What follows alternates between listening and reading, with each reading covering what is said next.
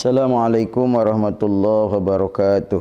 Waalaikumsalam warahmatullahi wabarakatuh. Caranya belum semangat ya. Biasanya kalau belum semangat dikasih pantun dulu. Pergi menyelam ke tengah pantai, sambil menyelam menangkap udang. Ada yang jawab salam, ada yang masih nyantai. Salamnya perlu diulang. Daun salam, daun seledri. Yang jawab salam mudah-mudahan banyak rezeki. Belum.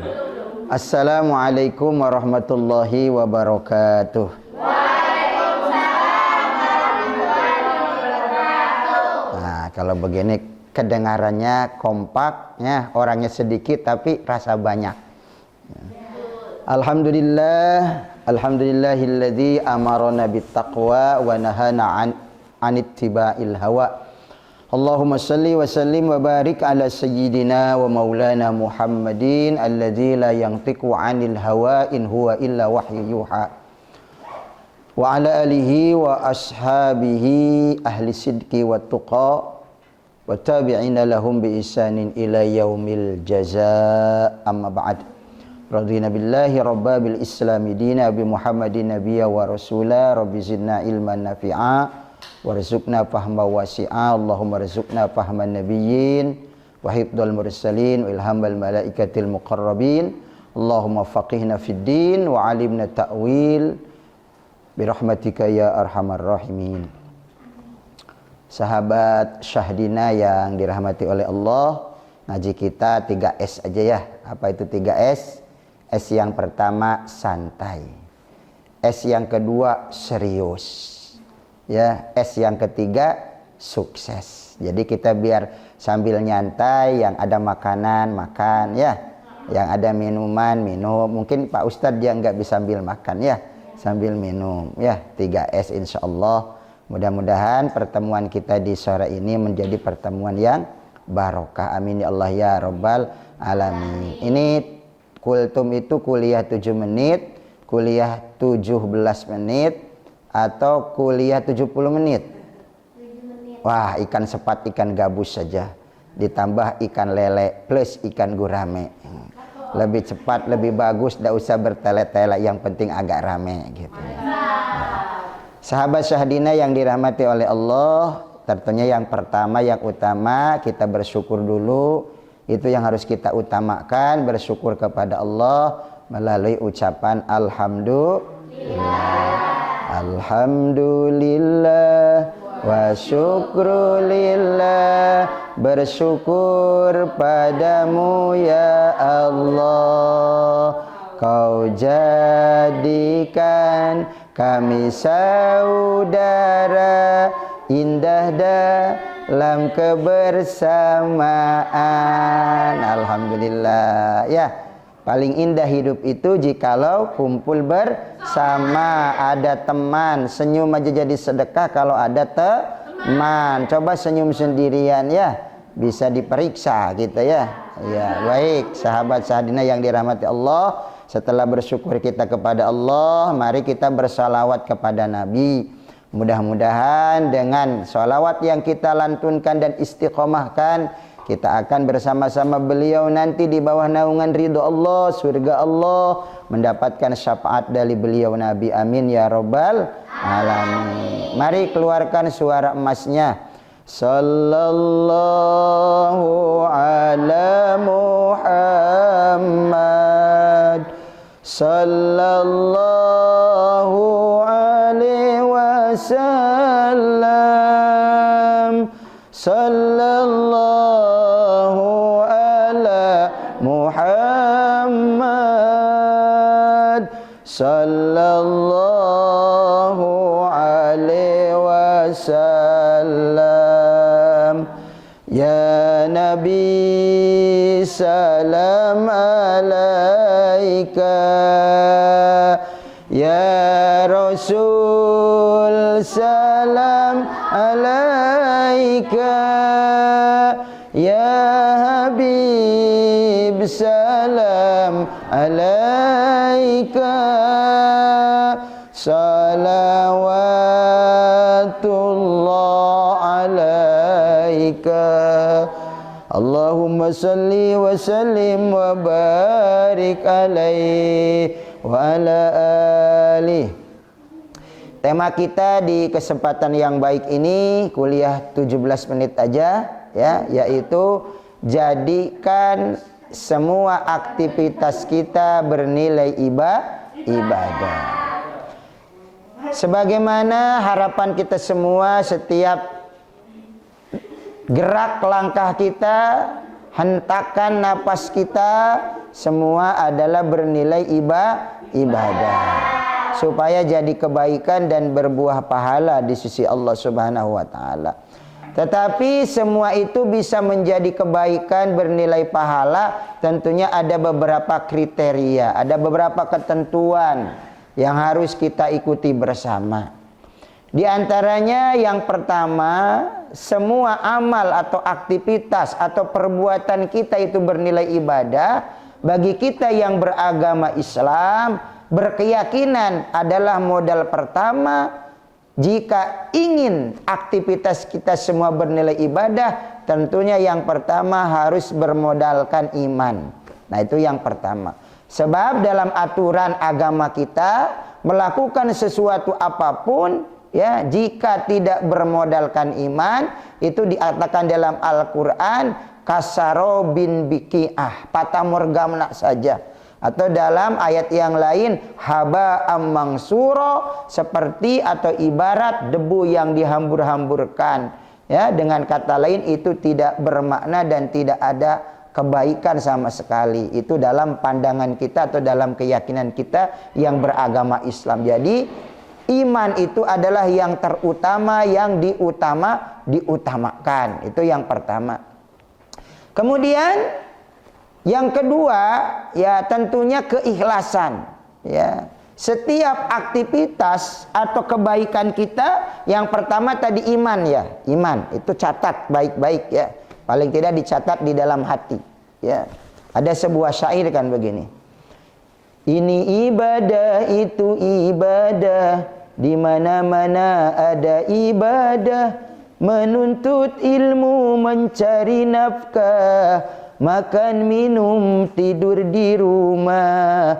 Bagi yang beriman semua jadi ibadah. Nah, makan jadi ibadah, minum jadi ibadah ya. Tidur pun menjadi ibadah. Itu modal yang pertama, itu adalah iman ya. Oleh sebab itu iman yang harus kita jaga baik-baik ya. Zaman boleh berubah, tapi iman jangan pernah goyah. Musim boleh berganti, tapi iman kita tidak boleh mati. Kita berjuang untuk iman, kita hidup untuk iman, dan juga kita ingin menghadap Allah itu membawa iman. Jangan sampai iman digadaikan dengan jabatan. Jangan sampai iman digadaikan dengan kekuasaan, dijadikan dengan harta benda. Iman itu adalah di atas segalanya. Syaitan tidak memerlukan mobil kita, syaitan tidak memerlukan rumah kita, tetapi syaitan adalah memerlukan iman kita. Bagaimana iman lepas daripada dada kita sebelum kita meninggalkan dunia ini. Oleh sebab itu kita harus punya prinsip, lebih baik mati berkalang tanah daripada hidup bercermin bangkai. Lebih baik mati membawa iman daripada hidup menjual iman. Mungkin kita bisa bercermin ya, mengambil pelajaran dari sebuah kisah. Namanya Masitoh. Ya, namanya Masitoh. Siapa Masitoh? Ada namanya Masitoh. Oh, luar biasa. Oh, ya. Oh, Nasita. Beliau itu belok ini beda ini. Ini adalah Masitoh. Masitoh itu siapa? Masitoh itu adalah tukang sisirnya keluarga Fir'aun. Fir'aun ini saking kayanya, tukang sisir putrinya, anak perempuannya itu ada khusus.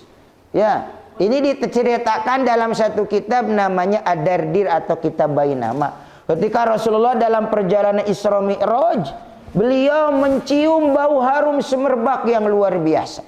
Lalu Nabi Muhammad tuh bertanya kepada malaikat Jibril, Jibril, ini bau harumnya apa? Ini luar biasa. Saya belum pernah mencium bau harum yang demikian semerbak di dunia.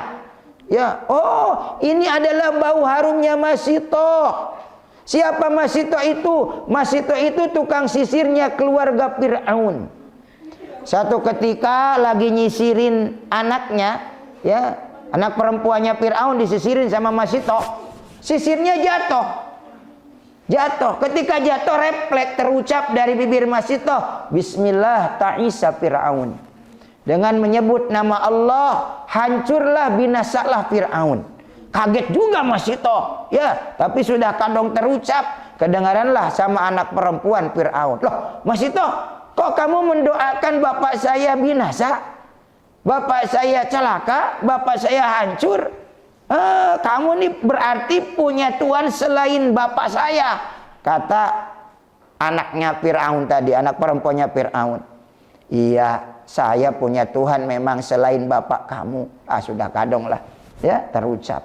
Siapa sebetulnya Tuhan kamu? Allah yang menciptakan saya, menciptakan kamu juga. Oh, kurang ajar kamu, berarti selama ini kerjanya saja di bapak saja. Bapak saya, ya, ternyata kamu di belakang punya Tuhan selain bapak saya. Akhirnya dilaporkanlah kepada Fir'aun. Ayah, ternyata di si Masitoh ini punya Tuhan selain ayah. Jadi ini paling puncak kekurang ajaran Fir'aun itu mengangkat diri jadi Tuhan. Akhirnya dipanggil, diinterogasi. Ya, Masitoh, kata anak saya kamu punya Tuhan selain saya. Iya, kata Masitoh. Siapa Tuhanmu? Allah. Allahu Rabbi wa Rabbuk. Allah adalah Tuhanku dan Tuhanmu juga. Pencipta langit dan bumi dan seluruh isinya. Oh, kurang ajar. Kamu harus diberikan pelajaran kalau kamu tidak kembali menyembahku dan menjadikan aku sebagai Tuhanmu. Silahkan. Saya lebih baik mati berkalang tanah daripada hidup bercermin bangkai.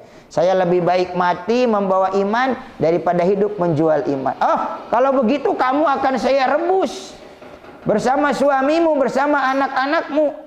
Akhirnya dihadirkanlah suaminya Masitoh, anak-anaknya, ya, kemudian disediakanlah kuali besar yang sudah dimasukin di dalamnya adalah air, kemudian dimendidih. Kemudian yang pertama dilempar adalah suaminya.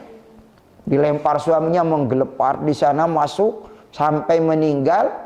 Berlinanglah air mata Masitoh. Masitoh, kamu berubah pikiran enggak? Kamu lihat suamimu direbus, apakah kamu tidak sedih? Sedih. Siapa yang tidak sedih? Suami saya direbus di depan mata saya, tapi iman saya lebih utama. Kamu tidak berubah sikap? Tidak. Nah, anakmu yang pertama dilempar lagi. Ya, menangis juga Masitoh. Gimana berubah? Enggak berubah. Akhirnya yang masih digendong itu dengan izin Allah, anaknya bisa berbicara. Ya, yang masih menyusui, masih netek anak itu bisa berbicara dengan izin Allah. Ayo ibu, kita loncat aja sama-sama. Akhirnya Masitoh bersama keluarganya syahid gugur karena mempertahankan iman. Nah, inilah mungkin pelajaran berharga bagi kita. Jadi setiap aktivitas amaliyah kita bisa menjadi ibadah jikalau ada iman. Yang kedua, ikhlas di dalam berbuat. Ikhlas itu penting. Ikhlas itu adalah adanya di dalam hati. Jadi kita tidak bisa menilai kamu ikhlas ya, kamu enggak ikhlas ya. Enggak ada yang tahu. Karena ikhlas itu pekerjaan hati. Tapi biasanya ada tanda-tandanya. Begitu kan? Bisa melihat tanda-tandanya. Seorang itu ikhlas, seorang itu tidak ikhlas. Memang ada tanda-tandanya. Cuman mungkin kita belum bisa mengambil kesimpulan orang ini ikhlas atau tidak ikhlas. Tetapi kelihatan daripada tanda-tanda itu. Di dalam Al-Quran Allah Subhanahu wa Ta'ala berfirman, ya, surah At-Taubah, ya, ayat 105. A'udzubillahi minasyaitonirrajim wa qul i'malu fasayarallahu 'amalakum wa rasuluhu wal mu'minun wa saturadduna ila 'alimil ghaibi wasyahadah fayunabbi'ukum bima kuntum ta'malun. Wa qul i'malu, dan katakanlah i'malu, bekerjalah kamu. Niscaya Allah dan Rasulnya serta orang-orang yang beriman akan melihat pekerjaan kamu. Jadi yang penting itu kita lurus aja bekerja. Nanti juga dengan sendirinya Allah akan menilai, ya. Begitu juga Rasulnya, begitu juga orang-orang yang beriman akan menilai. Yang penting, yang terutama itu bagaimana kita lurus.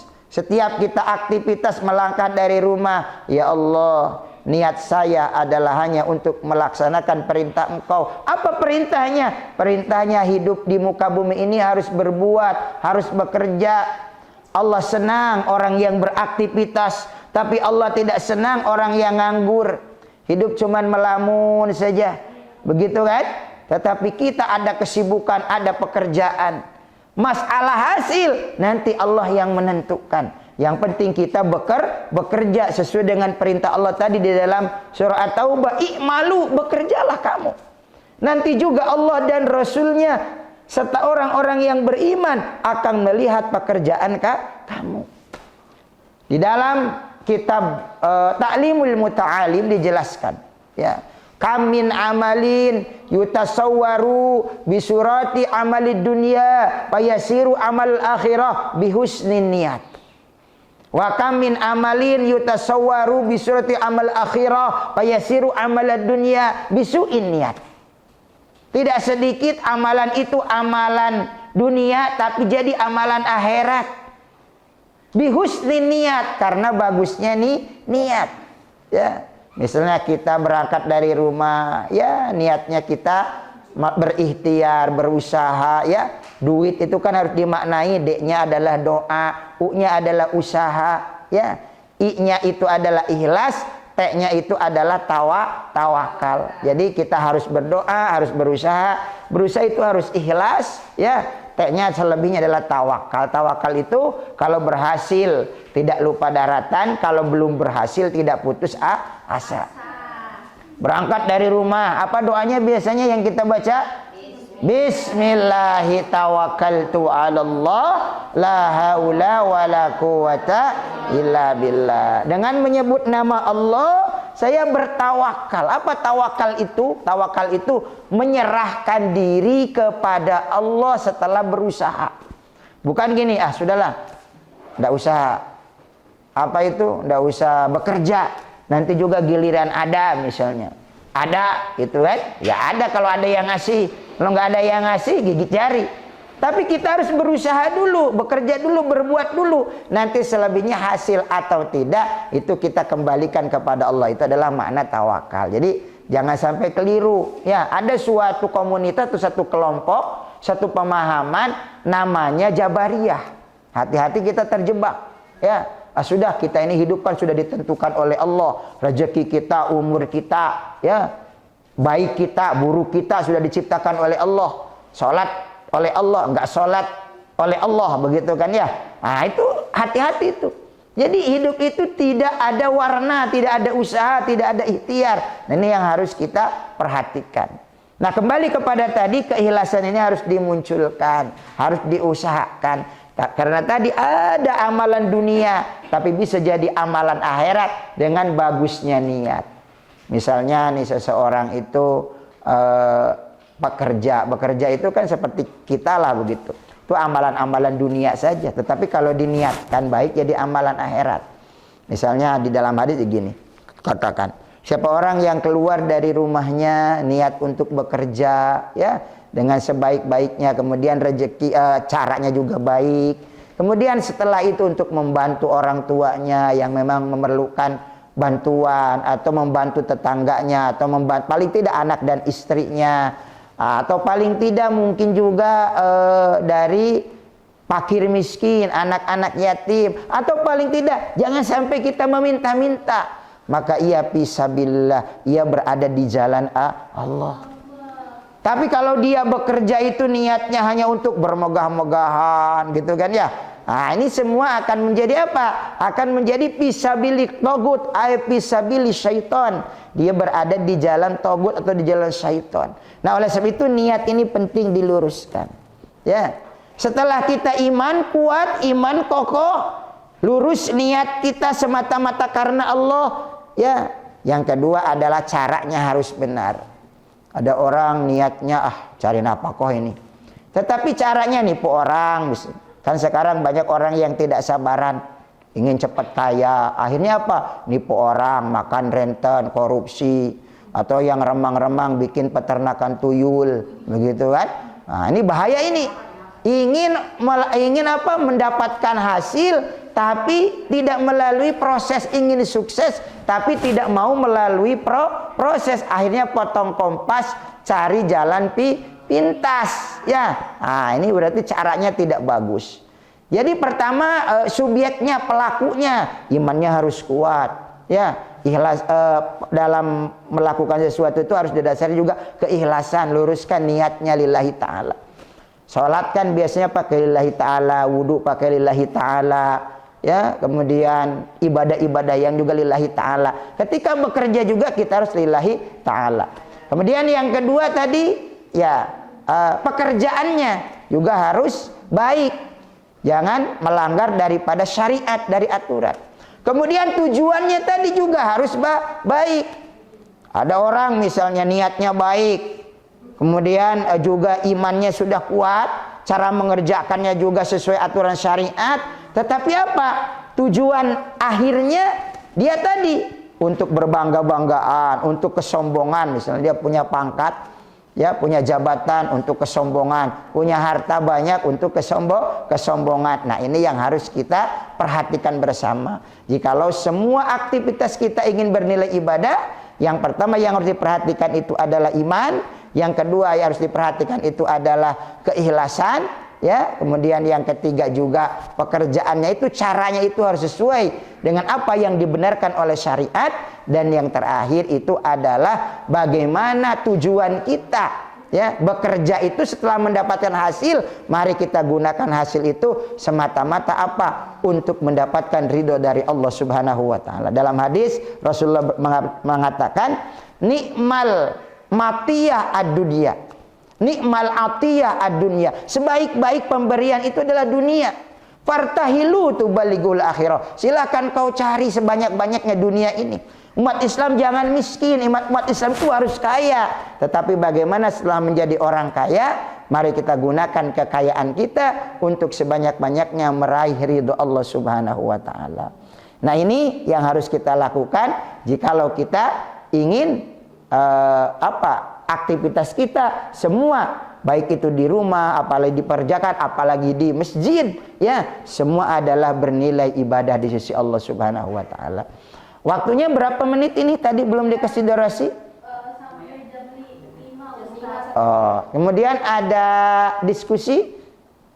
Sampai jam 5. Enggak, maksudnya ada diskusi, tanya jawab, barangkali ada yang disampaikan, mungkin ditanyakan seputar kehidupan kita, baik itu misalnya yang sudah berkeluarga, kehidupan berkeluarga, atau barangkali aktivitas kita di tempat tugas, atau dalam keseharian kita di masyarakat. Mungkin ada ditanyakan atau bagaimana? Atau Pak Ustadz saja yang menyampaikan? Biasanya yang lalu-lalu itu bagaimana? Ada sesinya. Ada sesi. 10 menit sampai 15 menit nanti terakhir untuk diskusi. Baik, terima kasih. Kita lanjutkan lagi. Kembali kepada tadi bahwa kita itu mempunyai konsep, ya, di dalam beribadah yang sifatnya duniawi tadi, ya, ataupun yang bersifat ukhrawi. Sebagaimana disabdakan oleh Rasulullah, "Imal lidunyaka ka'annaka ta'ishu abada, wa'mal li akhiratika ka'annaka tamutu goda." Bekerjalah kau buat duniamu seolah-olah kau akan hidup untuk selamanya. Jadi kalau kita lagi bekerja nih di kantor, anggap saja kita ini tidak akan mati. Ya, hidup ini kan kita istilahnya itu memang memerlukan banyak kebutuhan. Misalnya kalau seorang laki-laki lah, ya, kita ini nanti punya istri, begitu kan? Siap-siap berarti kita harus punya bekal nih untuk menikah. Ya, ketika masih perjaka atau masih bujangan. Ketika nikah kan kita harus mempersiapkan mungkin maharnya atau yang lainnya. Ya, apalagi sudah persiapkan misalnya kita sudah mempunyai tempat tinggal, itu sudah luar biasa. Ya, Biar misalnya awal-awal RSSSS enggak apa-apa. Rumah sangat sederhana, sempit sekali, susah senang, yang penting sama-sama, begitu kan? Nah, itu awal-awal persiapkan. Setelah itu kita akan menghadapi mungkin punya anak. Anaknya tumbuh besar, kan mungkin nanti harus ada pendidikannya, harus disekolahkan, begitu kan ya? Sampai berhasil mengejar cita-citanya. Jadi terus panjang, begitu kan ya? Nah, ini jadi kalau kita lagi bekerja, anggap saja kita ini akan hidup lama. Sehingga ada motivasi dalam bekerja itu kan, semangat. Bagaimana kerja keras untuk menghasilkan, menggapai itu semua. Tapi ketika kita lagi bekerja untuk akhirat, misalnya kita pas sholat, Allahu Akbar, anggap saja ketika kita sholat, selesai sholat kita akan mati. Kalau kita sholat ingat mati, berarti sholat kita khusyuk. Ini adalah sholat terakhir saya. Ya, jangan dibalik, lagi kerja ingat mati, nggak ada semangat, loyo. Lagi sholat ingat kerja, kacau. Ya. Tapi ya masih mending lah. Orang meskipun lagi sholat kadang pikiran kemana-mana. Kan ada yang nanya sama Pak Ustadz, Pak Ustadz, saya kalau sholat bilangnya pikiran kemana-mana, bagaimana ini? Terus saya jawabkan, ya masih mending lah lagi sholat pikiran kemana-mana daripada kemana-mana nggak pernah sholat, begitu kan? Nah, tapi bagaimanapun juga khusyuk itu harus ditumbuhkan di dalam ibadah kita. Karena tadi itu modal utama adalah keikhlasan. Keikhlasan itu di situ ada kehusyuan semata-mata karena Allah. Misal kita lagi sholat, kalau kita melakukan sholat, ingatan jangan ke segala tempat, satukan pikiran setiap saat kepada Ilahi pemberi rahmat. Dalam sholat khusyuk pakaikan agar ingatan kepada Tuhan. Tanpa khusyuk rusak amalan, hanya payah yang didapatkan. Sholat yang khusyuk tinggi nilainya, Allah membalas dengan pahala. Di akhirat kelak masuk ke surga, letih di dunia tiada percuma. Luar biasa. Nah, ini kehusyuan ini memang harus dimunculkan. Kan dalam Al-Quran dijelaskan, ya, A'udzu billahi minasyaitonir rajim. Bismillahirrahmanirrahim. Qad aflahal mu'minun alladzina hum fi salatihim khashi'un. Sungguhlah beruntung orang-orang yang beriman. Siapakah mereka? Alladzina hum fi salatihim khashi'un, yaitu orang-orang yang khusyuk di dalam salatnya. Salat juga harus khusyuk sebagaimana pekerja. Kalau kita bekerja misalnya menghadapi suatu tugas, kan khusyuknya luar biasa itu. Supaya apa? Supaya yang dihasilkannya itu maksimal, ya, sempurna. Kita mempersembahkan yang terbaik daripada pekerjaan kita. Nah, itu berarti khusyuk kita di dalam pekerjaan kita. Begitu juga ketika kita beribadah, salat menghadap Allah, ini kita bekerja untuk Allah. Mempersembahkan yang terbaik, malu kita. Maka ketika kita sholat kan, ya paling tidak tampilan kita, ya. Di dalam sholat itu ada syarat sahnya sholat, menutup aurat, begitu kan? Kemudian ada sunnah-sunnahnya sholat, bagaimana kita memakai pakaian yang bagus, yang rapi, yang sopan, memakai wangi-wangian.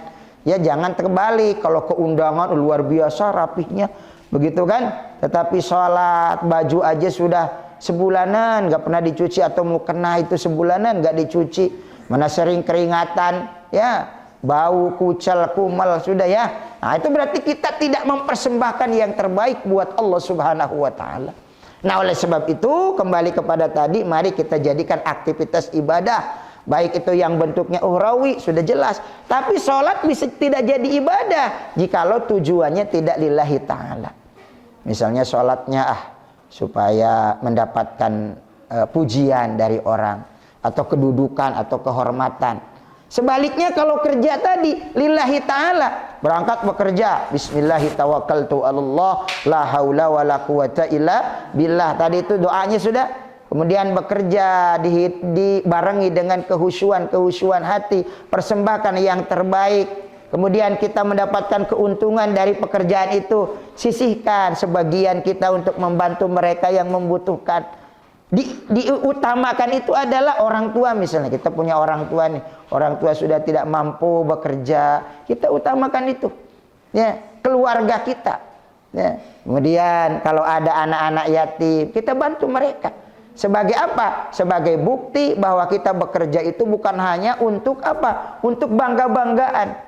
Karena diancam dalam Al-Quran, alhaakumut takasur hatta zurtumul maqabir kalla sawfa ta'lamun summa kalla sawfa ta'lamun kalla law ta'lamuna ilmal yaqin latarawunnal jahim thumma latarawunnaha aynal yaqin thumma latus'alunna yawma idzin 'anin na'im. Alhaakumut takasur, telah melalaikan kepada kalian at-takasur. Takasur itu adalah menumpuk-numpuk harta, menghitung-hitungnya. Sementara lupa ada juga yang membutuhkan di sekitar-sekitar kita, enggak kita salurkan, sehingga kita masuklah ke dalam kubur, ya, nanti menyesal. Teriak-teriak kalau kita sudah masuk di dalam kubur, laula akhartani ila ajalin qarib la as-saddaqa wa akum minas salihin. Ya Allah, kembalikan barang sejenak saja ke muka bumi ini. Nanti kalau saya dikembalikan, saya akan rajin bersedekah, saya akan jadi hamba-Mu yang soleh. Tapi kalau sudah dikembalikan oleh Allah Subhanahu wa taala, kembali dari tanah, ya, kembali lagi, asal dari tanah kembali lagi ke tanah, tidak bisa dikembalikan ke dunia ini. Karena kita apa? Ketika di dunia ini kita hidup hanyalah menumpuk-numpuk harta dan tidak ingat kepada Allah Subhanahu wa taala. Ini barangkali menjadi bahan pelajaran bagi kita semuanya, ya. Mari kita luruskan niat, perkuat iman kita. Mari kita melakukan yang terbaik sesuai dengan syariat. Kemudian tujuan akhir kita adalah bagaimana kita bisa membahagiakan orang tua kita, membahagiakan orang-orang di sekitar kita yang membutuhkan, ya. Karena apa? Karena semua itu adalah akan menjadi bagian daripada kita semua. Ketika kita menghadap Allah Subhanahu wa taala, kita akan ditanya. Pertama yang ditanya adalah keluarga kita. Kemudian orang-orang yang ada sekitar kita, bagaimana sikap kita kepada mereka, ya. Nah, ini paling tidak kita ini dengan teman, bagaimana konsep hidup itu kan membahagiakan teman. Paling tidak kalau kita punya makanan berbagi, ini kan merupakan suatu kebaikan. Paling tidak kalau nggak ada makanan, ya berbagi senyuman, begitu kan, ya. Ini juga bagian daripada ibadah. Makanya ada hadis idkharus surur ala qalbil mu'minin khairun min ibadatis sitina sana. Membahagiakan orang-orang yang beriman, ya, itu lebih utama daripada ibadah 60 tahun. Luar biasa. Misalnya ada teman kita nih. Teman kita ada suatu hajatan. Kemudian kita diundang, kita datang. Ya, teman kita itu kan senang luar biasa ketika undangannya dihargai oleh kita. Kemudian kita datang. Nah, itu dalam rangka apa? Dalam rangka menyenangkan hati orang lain. Apalagi orang yang membutuhkan. Misalnya kita kasih semampunya kita. Nilainya mungkin 50.000, nggak ada apa-apanya buat kita. Tapi buat mereka, subhanallah, luar biasa kadang doanya. Saya kadang-kadang ada orang yang membutuhkan, ya. Kemudian kita kasih. Wih, doanya itu panjangnya luar biasa. Karena mungkin nilai segitu bagi mereka itu sangat amat luar biasa. Nah, ini yang harus diperhatikan oleh kita. Mudah-mudahan ucapan kita, perbuatan kita, segala aktivitas kita itu bernilai kebaikan di sisi Allah Subhanahu wa taala. Demikian barangkali yang dapat saya sampaikan, sisanya silahkan sekiranya ada hal-hal yang perlu disampaikan, ya, perlu ditanyakan. Monggo mungkin dari emasnya dulu, baru nanti yang lainnya. Ya. Ya, silakan. Kan sebentar lagi kan mau tahun baru ya. Iya, baik. Misalkan kita menghadiri acara itu mungkin di rumah teman, acara bakar-bakaran atau gimana pun tuh gimana Ustaz? Ya, baik. Selain daripada tunda Ustaz kayak mungkin nonton kembang apinya atau enggak itu gimana Ustaz kira-kira? Ya, baik ya. Nah, masalah tahun baru gitu kan ya. Yang pertama ada hanya sekedar muamalah saja. Ya, muamalah. Ada yang ranah akidah. Begitu kan ya. Ada ranahnya ranah muamalah, ada ranahnya akidah. Nah, atau ranah yang lainnya juga ranah mubazir misalnya kan ya. Mubazir, innal mubazirina kanu ikhwanas syayatin ya. Sesungguhnya membazirkan hal-hal yang tidak perlu gitu kan ya. Ada yang lebih penting membazirkan itu kalau dalam konsep Al-Qur'an kan innal mubazirina ikhwanas syayatin, saudara-saudara syaitan. Ya, itu hanya sekedar gini. Kita di tahun baru itu kan seperti memang kita Islam itu punya kalender khusus namanya Hijriyah.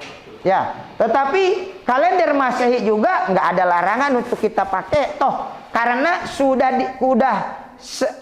dalam kehidupan kita ya itu tidak lepas daripada kalender Masehi ya, apapun urusan sekolah, urusan kantor ya, termasuk ustadz juga di jadwal Jumat, jadwal apa, mesti tanggal sekian, Januari, Februari, karena itu sudah dalam muamalah dipakai dalam kehidupan sehari-hari. Nah, tapi bolehlah kita menyambut itu dengan sesuatu yang positif, boleh, tidak apa-apa, ya, karena ini sudah bagian daripada kehidupan kita. Begitu kan ya, dimana kita ada masa lalu, masa sekarang, ada masa yang akan datang. Masa lalu adalah kenangan, masa sekarang adalah kenyataan, dan masa yang akan datang adalah harapan, impian, hayalan atau cita-cita. Orang yang baik, orang yang dapat mengambil pelajaran dari masa lalunya untuk dapat menentukan sikap hidup pada masa ini sekaligus merencanakan langkah-langkah berikutnya pada masa-masa berikutnya, sehingga masa ini lebih baik dari masa kemarin dan masa akan datang lebih baik lagi dari masa sekarang ini. Tetapi kalau kita melakukan hal-hal ya sesuatu yang dari aspek yang lain itu tidak dibenarkan gitu kan ya. Nah, mohon maaf aja kalau hanya sekedar misalnya kita bakar-bakar, yang penting jangan bakar diri saja. Misalnya kita kumpul dengan keluarga, kemudian kita silaturahim, kemudian kita bakar itu makan, ya. Kemudian tidak melakukan hal-hal yang dilarang seperti istilahnya itu bukan mahram, begitu kan? Kumpul-kumpul, busikan sampai malam, larut, sholatnya ditinggal, sholat subuhnya juga kesiangan atau apa. Nah, ini aspek itunya yang sebetulnya melakukan sesuatu yang kita melalaikan daripada apa? Kewajiban-kewajiban sebagai muslim. Nah, dari aspek itunya sebetulnya yang apa? Yang tidak boleh oleh agama. Kemudian dari aspek kedua seperti yang tadi ya, kembang api misalnya, kalau sekiranya kan dianggap menurut kita lebihlah bermanfaat untuk yang lainnya lah begitu kan. Nah, itu lebih bagus begitu kan. Seperti ya saya sih pendidikannya ke anak-anak saya sih begitu. Nah, artinya kita bagaimana dialihkan sesuatu yang bermanfaat lah begitu ya. Karena menurut saya sih ya mungkin enggak tahu kalau sekupnya kayak kota itu ada program begitu kan ya. Tapi untuk kita begitu kan ya. Menurut saya begitu kan ya. Nah, menurut saya ya istilahnya itu lebih baiklah digunakan. Misalnya kita mengadakan bakti sosial, ya uangnya itu sedekah kumpul. Kita bersedekah di malam itu fakir miskin. Kita mengadakan doa bersama untuk kebaikan. Lebih baik itulah menurut saya. Demikian, Mas. Terima kasih. Sudah cukup jelas kah? Iya, yang lainnya silakan.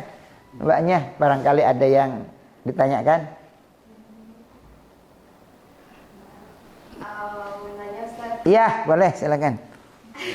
Kan itu tentang ikhlas tadi Ustaz ya. Iya. Saya singgung tentang ikhlas. Nah, ada yang bilang kalau ikhlas itu kan kadang teman kita tuh nanya ya, bilang, kamu ikhlas nggak? Nah, kadang kita jawab ya ikhlas gitu. Terus ada yang bilang bahwa kalau ikhlas itu nggak perlu kita bilang ikhlas gitu. Itu gimana Ustaz? Ya, baik. Ya, memang ikhlas itu kan sebetulnya yang penting hatinya biar enggak diikrarkan, gitu kan ya. Cuman mungkin orang bertanya begitu itu kan untuk meyakinkan supaya tidak jadi ganjalan, gitu kan ya.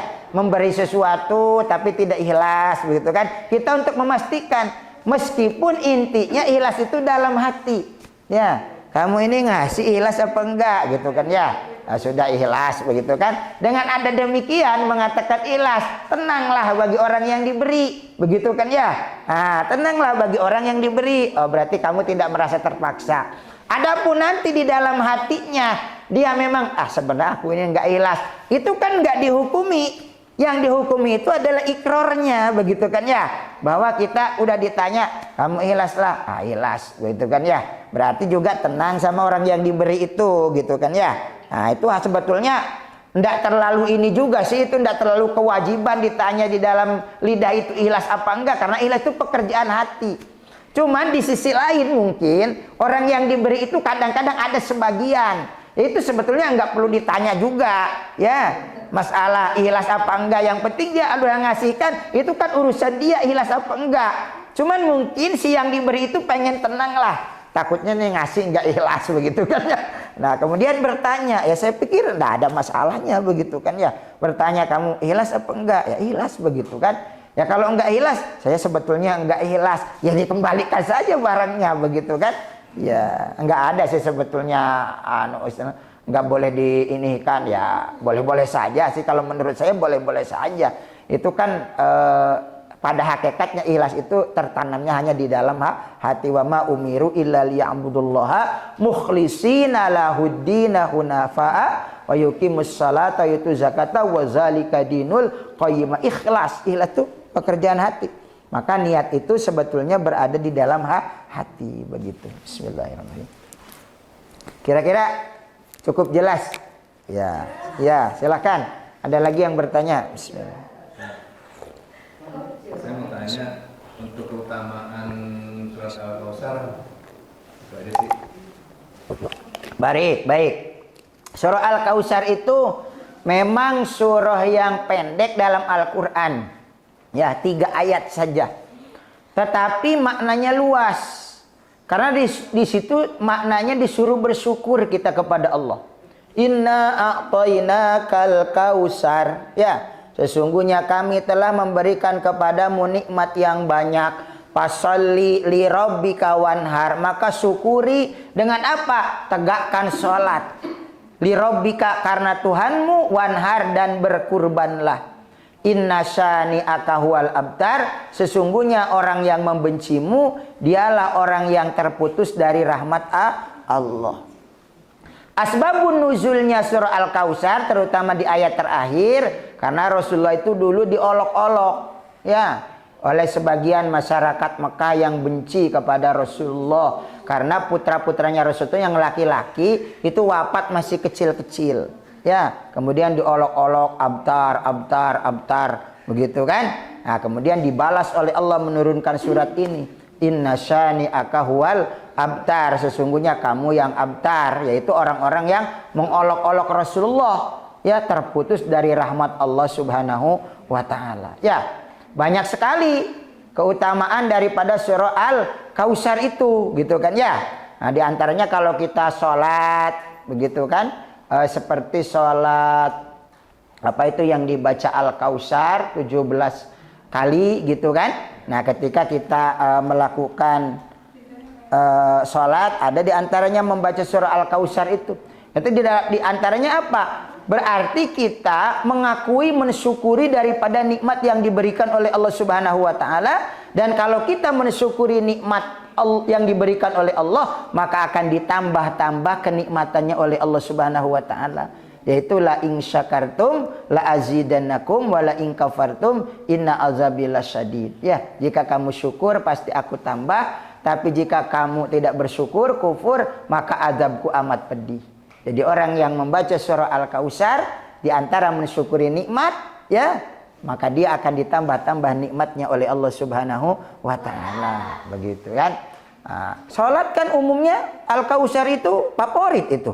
Ya, Al-Kautsar itu favorit. Di kampung itu kalau rata-rata imam kampung jarang yang panjang-panjang. Karena juga hafalannya enggak banyak. Paling kuliah, kulhu, ada dulu di kampung itu imam kuliah ayyuhal kafirun, kul huwallahu ahad. Jadi kalau lewat di depan masyarakat itu mau kemana Pak kuliah, dari mana Pak kulhu gitu kan ya. Karena itu langganannya. Suatu ketika sholat, karena langganan kuliah sama kulhu, ada anak-anak 2 di belakang. Kata anak yang satu, maklum anak-anak ribut kan biasa. Pasti nih Pak Imam baca surahnya kuliah. Kata yang satu, kulhu. Nah, kuliah, kulhu. Bingung imamnya. Nah, akhirnya imam mikir, apalagi ya surat yang hafal. Al-Kautsar. Akhirnya dibaca Al-Kautsar. Bismillahirrahmanirrahim. Inna a'tainakal kautsar. Fashalli li rabbika wanhar. Inna, tapi lupa lagi ya, karena mungkin jarang dibaca. Inna, lupa lagi. Akhirnya anak-anak nyaut di belakang, innalillahi Pak, innalillahi wa inna ilaihi raji'un. Bubar jamaahnya gitu. Nah itu ya Pak, meskipun singkat tapi maknanya padat. Mensyukuri nikmat dengan menegakkan sholat, dengan berkurban ya. Nah itu dalam rangka mensyukuri nikmat dari Allah Subhanahu wa ta'ala. Demikian Pak ya. Ya, terima kasih. Ada lagi yang bertanya? Masih ada berapa menit? Kurang lebih 4 menit sampai jam 5. Ya, monggo. Masalah jodoh barangkali. Ya.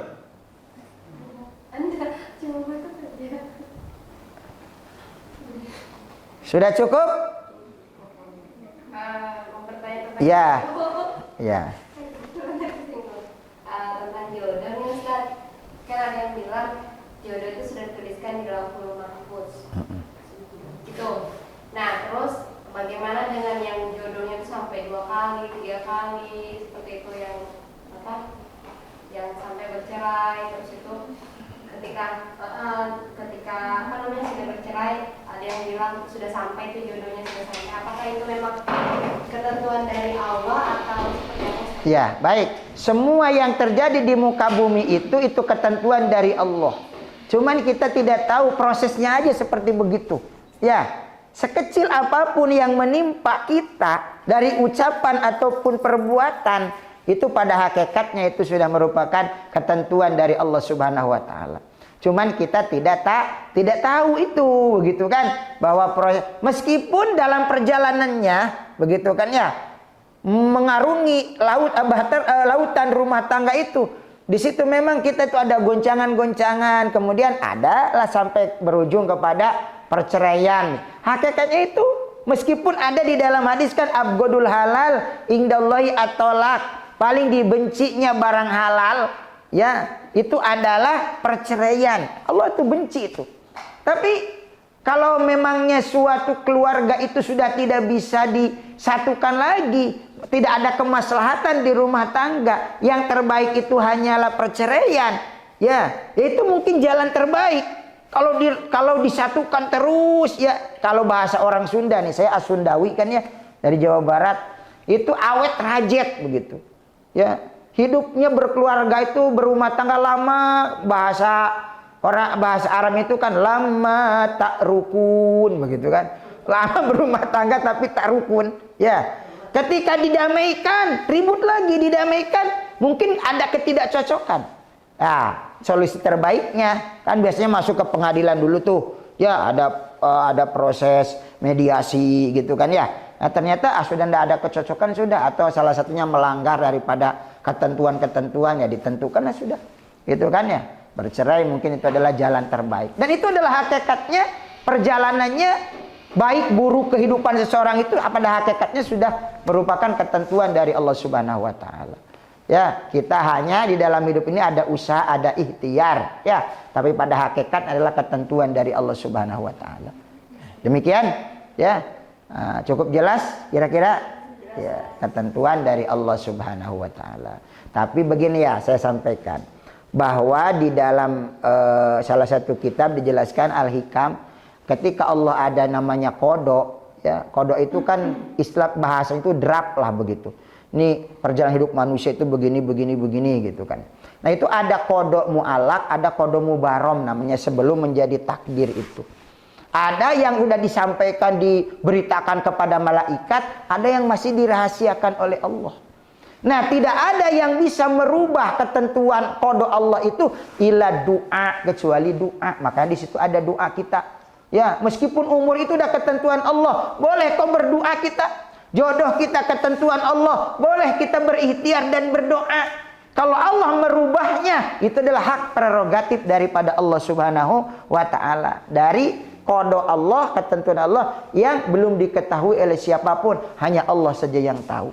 Demikian wallahu taala alam bisawab. Mudah-mudahan pertemuan yang singkat ini menjadi pertemuan yang baik. Kebenaran mutlak milik Allah. Kalau ada kesalahan, kehilapan, kekeliruan, semata-mata dari kebodohan dan kedoifan saya. Mari kita tutup dengan membaca kafaratul majlis. Subhanakallahumma wa bihamdika asyhadu an la ilaha illa anta astaghfiruka wa atubu ilaik. Astaghfiruka wa atubu ilaik. Astaghfiruka wa atubu ilaik. Wa sallallahu ala sayyidina wa maulana Muhammad wa ala alihi washabihi ajmain. Walhamdulillahi rabbil alamin. Terima kasih. Kurang lebihnya mohon dimaafkan. Wassalamualaikum warahmatullahi wabarakatuh. Waalaikumsalam.